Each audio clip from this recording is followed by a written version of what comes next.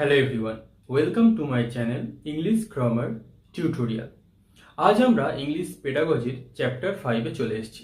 এর আগে ইংলিশ পেডাগজির আমি অনেক ক্লাস তোমাদের করিয়ে দিয়েছি এবং যারা এখনও ওই ক্লাসগুলো দেখোনি তারা কিন্তু অবশ্যই দেখে নেবে। কারণ কি, ইংলিশ পেডাগজির কোয়ালিটি ক্লাস একমাত্র তোমরা কোথায় পাবে আমি বারবার বলেছি, সেটা তোমরা আমার চ্যানেলেই পাবে। কারণ তোমরা ইংলিশ পেডাগজিতে ভয় কেন পেতে? কারণ ইংলিশ পেডাগজিতে যে কনসেপ্ট রয়েছে সেটা তোমরা বুঝতে পারতে না এবং কোথা থেকে কতটা পড়তে হবে তোমরা বই খুললে পাজলড হয়ে যেতে। আমি চেষ্টা করেছি ইংলিশ পেডাগজিটাকে তোমাদের সামনে একদম সহজভাবে উপস্থাপন করার। তাই এই ভিডিওগুলো যদি তোমাদের ভালো লেগে থাকে তাহলে অবশ্যই লাইক করবে এবং যদি কোনো তোমাদের সমস্যা থাকে তোমরা কিন্তু অবশ্যই আমাকে কমেন্ট করবে যে স্যার আমি এটা বুঝতে পারলাম না। তাহলে দেখা যাক আজকে আমরা যে টপিকটা পড়বো সেটা হচ্ছে কি, challenges of teaching in a diverse classroom. Challenges মানে কি? সমস্যা।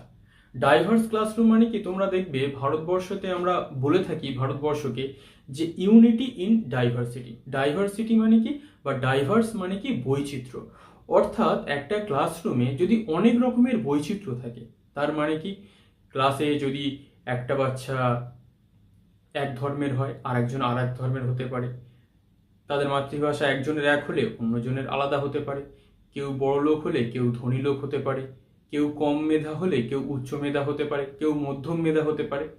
অর্থাৎ অনেক রকমের মিক্সড আপ স্টুডেন্ট বা মিশ্রণ স্টুডেন্ট যখন একটা ক্লাসে থাকে সেটাকে আমরা বলি ডাইভার্স ক্লাসরুম। অনেক সময় এটাকে আমরা আর একটা চ্যাপ্টারের সঙ্গে এটাকে আলোচনা করতে পারি, যেটা আমরা সিডিপিতে পড়ি, সেটা তোমরা ম্যানেজমেন্টের চ্যাপ্টারে পড়েছিলে, সেটা কি ইনক্লুসিভ ক্লাসরুম। অর্থাৎ সেই একই রকম ভাবে এখানে উচ্চ মেধা, মধ্যম মেধা, বিভিন্ন মাতৃভাষার, বিভিন্ন সোশ্যাল ব্যাকগ্রাউন্ড, বিভিন্ন রিলিজিয়াস কমিউনিটি, বিভিন্ন ধরনের বাচ্চারা যখন একটা ক্লাসরুমে এসে উপস্থিত হয় সেটাকে আমরা ডাইভার্স ক্লাসরুম বলি। অনেক ক্ষেত্রে আমরা সিডিপিতে দেখে থাকি যেটাকে আমরা ইনক্লুসিভ ক্লাসরুমও বলতে পারি। কিন্তু সমস্যা হলো এখানে আমাদের যে চ্যাপ্টারটা পড়তে হবে সেটা হচ্ছে চ্যালেঞ্জেস অফ টিচিং। অর্থাৎ এই যে ভারতবর্ষ এত একটা বৈচিত্র্যর দেশ, ডাইভার্স দেশ, তার ক্লাসরুমও কি ডাইভার্স হওয়াই উচিত? বৈচিত্র্যপূর্ণই তো হবে, নাকি সেখানে শুধু এক ধরনের স্টুডেন্টরাই পড়বে? এটা হতে পারে না। তাহলে এই রকম ধরনের ক্লাসে সমস্যাও কিন্তু অনেক রয়েছে। আমাদের ভারতের যে জনসংখ্যা বৈচিত্র্য, তার কিন্তু শুধু ভারতবর্ষের সমস্যা না, এই ছোট্ট ছোট্ট সব কিছু সমস্যা মিলিত হয়ে সেটা ভারতবর্ষের সমস্যা হয়। আজকে আমরা একটা ছোট্ট সমস্যা কিন্তু অনেক বড় সমস্যা, কারণ এডুকেশনটা হচ্ছে আমাদের ভিত। তাহলে আমরা যেটা পড়বো সেটাকে একদম পয়েন্টের ভিত্তিতে পড়বো।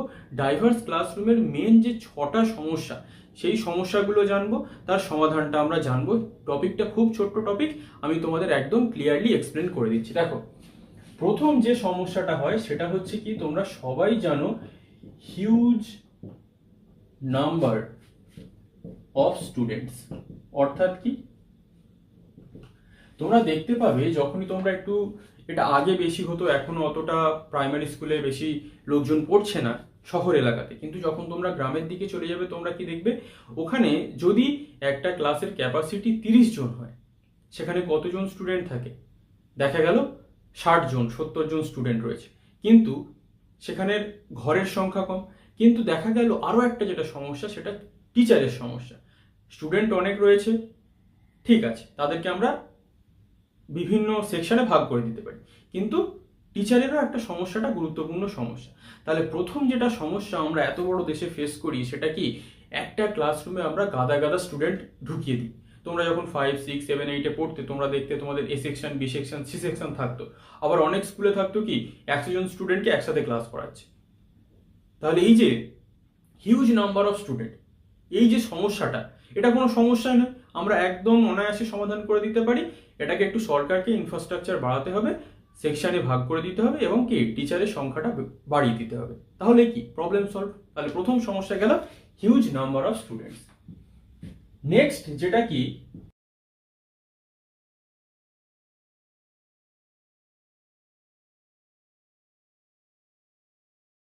Lack of study material. অর্থাৎ তোমরা অনেক সময় দেখতে পাবে, স্টাডি মেটেরিয়াল মানে তোমরা যেটা জানো সেটা হচ্ছে টিএলএম।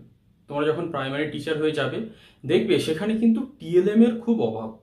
বা তোমরা যদি এমনি এক্সপিরিয়েন্স করতে কোনো প্রাইমারি স্কুলে যাও দেখবে কিন্তু সেখানে টিএলএম এর অনেক অভাব রয়েছে। এই টিএলএমটা কেন প্রয়োজন হয়? কারণ বাচ্চাদের মধ্যে যাতে পড়ার একটা উৎসাহ যায়। তারা যদি নতুন কিছু দেখে, নতুন কিছু সামনে দৃশ্যমান কিছু এডস দেখতে পায়, তাদের কিন্তু পড়ার খুব ভালো লাগে, তারা উৎসাহ পায়, তাদের একটা ইন্টারেস্ট জন্মায়।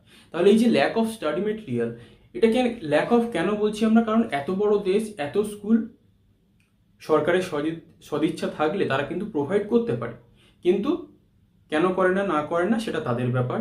তাহলে কি ল্যাক অফ স্টাডি মেটেরিয়াল, এত বড় দেশে একে এমনি পড়াশোনা করতে ভালো লাগে না, আবার যদি স্টাডি মেটেরিয়ালের অভাব দেখা দেয়, তাছাড়া আরও অনেক জিনিস হতে পারে। অনেক সময় দেখা গেছে যে সেখানে চেয়ার টেবিল অ্যাভেলেবেল নেই, চক ডাস্টার অ্যাভেলেবেল নেই, তাহলে এগুলো তো অ্যাভেলেবেল করতে হবে, নাহলে কি করে সমস্যার সমাধান হবে?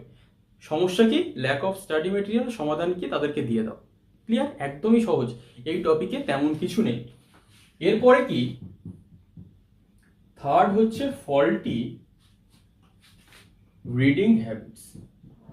অর্থাৎ কি, আমাদের একটা বড় সমস্যা হচ্ছে ফল্টি রিডিং হ্যাবিটস। আমরা যেটা পড়ছি সেটা সঠিক পড়ছি না।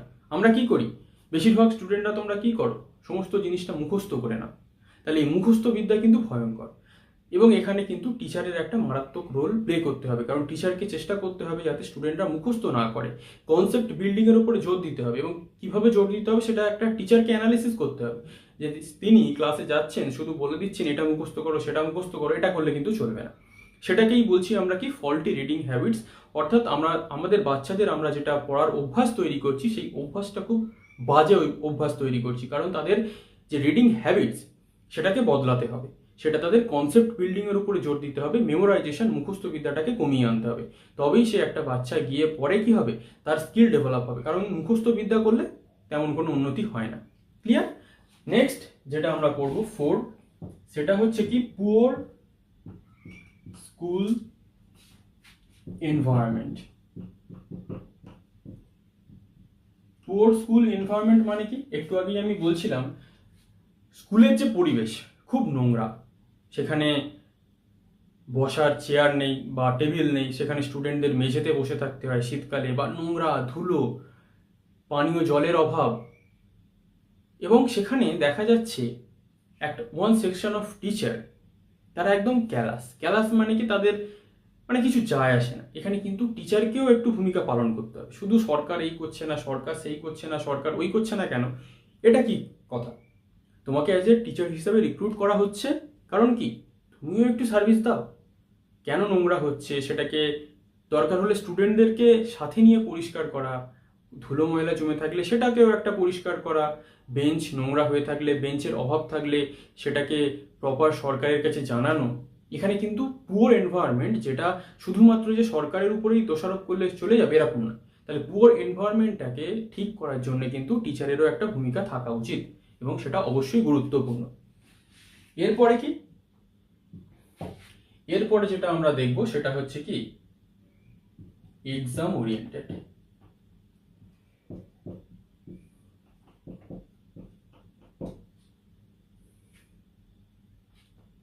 এক্সাম ওরিয়েন্টেড অর্থাৎ কি?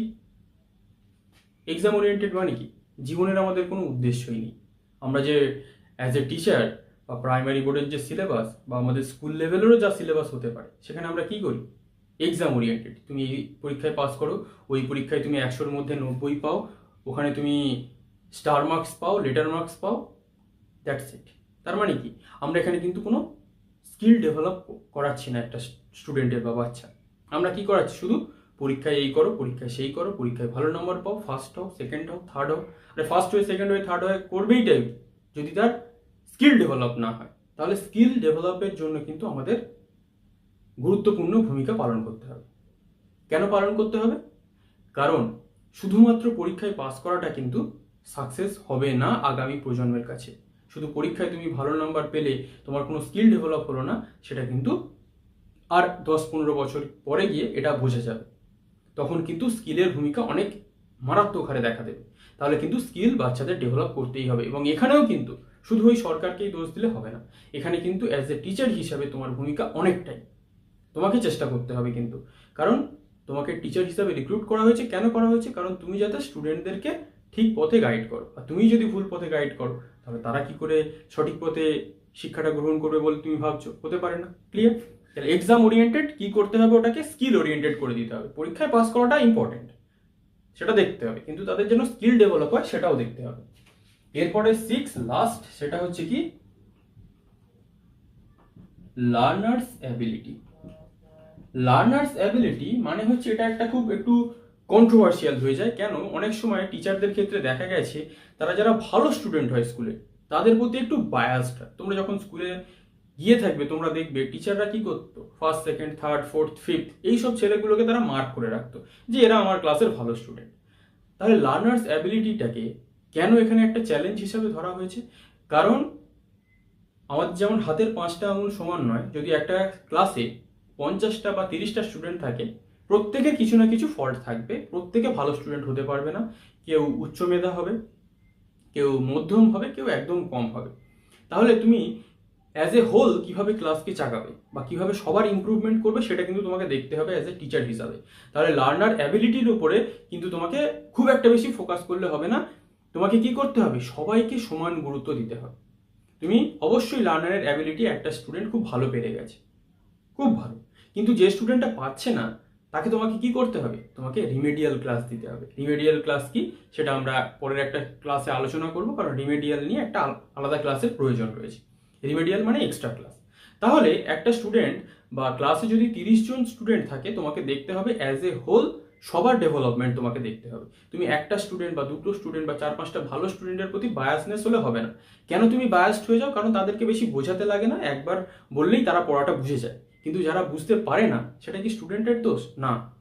অ্যাজ এ টিচার হিসাবে ফল্টটাকে তোমাকে দেখতে হবে যে তোমার কি ফল্ট হচ্ছে, তোমার সেলফ ইভ্যালুয়েশন করতে হবে, তোমাকে আত্মমূল্যায়ন করতে হবে। শুধুমাত্র স্টুডেন্টরা পাচ্ছে না বলে স্টুডেন্টদের উপর দায় চাপিয়ে দিলাম, এটা কোনো টিচারের ক্রেডিবিলিটি হতে পারে না। টিচারের কিন্তু সেলফ ইভ্যালুয়েশনের প্রয়োজন। যেমন স্টুডেন্টদের পরীক্ষায় প্রমোট করার জন্য পরীক্ষা নেওয়া হয়, তাদের ইভ্যালুয়েট করা হয়, ঠিক তেমনই একটা টিচার কিন্তু, স্টুডেন্টরা যেহেতু টিচারকে ইভ্যালুয়েট করতে পারবে না, একটা টিচারকে নিজে থেকে নিজেকে ইভ্যালুয়েট করতে হবে যে কোন জায়গায় আমার ভুল হচ্ছে যার জন্য স্টুডেন্টরা, কিছু স্টুডেন্ট পেরে যাচ্ছে, কিছু কিছু স্টুডেন্ট পাচ্ছে না। হ্যাঁ, এমন সময় হতে পারে কিছু বদমাইশ স্টুডেন্ট থাকে যারা পড়াশোনা করে না, that is not your fault. Clear? তাহলে সেলফ ইভ্যালুয়েশন কিন্তু খুব গুরুত্বপূর্ণ। তুমি টিচার মানে তুমি বড় হনু হয়ে গেছো এটা যেন কোনোদিনও ভেবো না, কারণ টিচারদেরও কিন্তু ভুল হয়, তাদেরও পড়ানোর মেথডে ভুল হতে পারে। একটা মেথড কাজ করছে না, অন্য মেথডটা করে দেখা যাক না, সব স্টুডেন্টরা একসাথে বুঝতে পারে কিনা। তাহলে কিন্তু এই যে 6টা আমি চ্যালেঞ্জেস বললাম তার সমাধানও বলে দিলাম। এইটা হচ্ছে challenges of teaching in a diverse classroom. খুব একটা বড় টপিক নয়, এখান থেকে তোমাকে একটা কনসেপ্ট রিলেটেড প্রশ্ন আসবে যেটা তুমি এই ক্লাস থেকে করলে সেখান থেকেই অনায়াসে তুমি পেরে যাবে। তাহলে ক্লাসটা তোমাদের কেমন লাগলো সেটা কিন্তু অবশ্যই কমেন্ট করে জানাবে। ক্লাস ভালো লাগলে অবশ্যই লাইক করে দেবে, চ্যানেলে নতুন হয়ে থাকলে সাবস্ক্রাইব করে দেবে, কারণ এইরকম ইংলিশ পেডাগজির কোয়ালিটি ক্লাস যেগুলো তোমাদের আগেও আমি দিয়ে এসেছি, এখনও প্রোভাইড করছি, পরেও প্রোভাইড করব। এরপরে আমরা কোয়েশ্চেন অ্যান্সারের সেশনে চলে যাবো, যত পরীক্ষা কাছে আসতে থাকবে তাতে আমাদের একটা প্র্যাকটিস হয়ে যাবে। তাহলে আজ এই পর্যন্তই। Thank you for watching.